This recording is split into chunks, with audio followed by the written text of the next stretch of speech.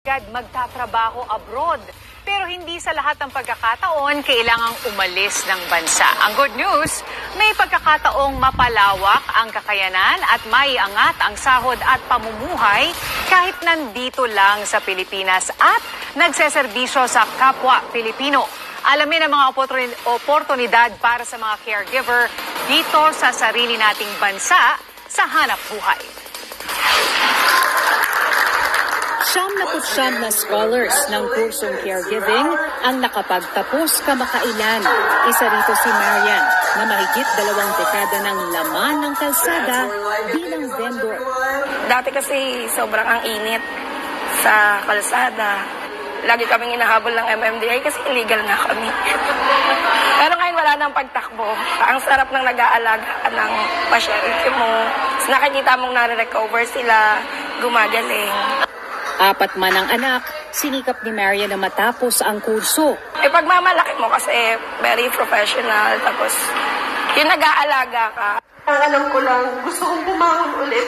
Ikalawang pagkakataon din para kay Diza ang kanyang caregiving scholarship na inaplayan niya sa kanilang barangay. Pag bagong graduate po, ang pinakamababa po 100 per hour. So kung 12 hours ka pong nag-duty, 1 to 2 yun sa 12 hours mo.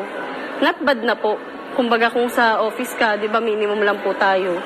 Marami sa nagtatapos ngayon ng caregiving ang madaling nakakakuha ng trabaho. Indikasyong mataas ang demand dito mismo sa Pilipinas.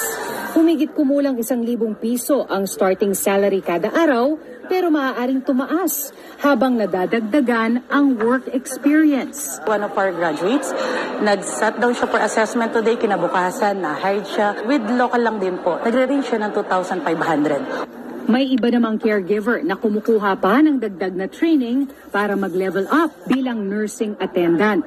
Ilang paalala naman sa mga nag-iisip mag-aral o mag-career change, mag-enroll lamang sa TESDA Accredited Caregiving Training Centers.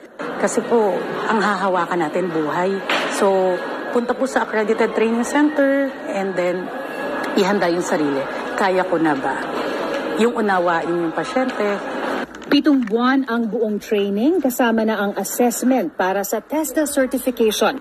Mabigat para sa marami ang tuition na karaniwang nasa 30,000 pesos. Pero dumarami na rin ang mga scholarship mula sa TESDA, mga foundation at local government units. Kaya pwedeng magtanong sa TESDA at sa Public Employment Service Office o PESO ng Department of Labor and Employment sa inyong mga syudad o munisipalidad.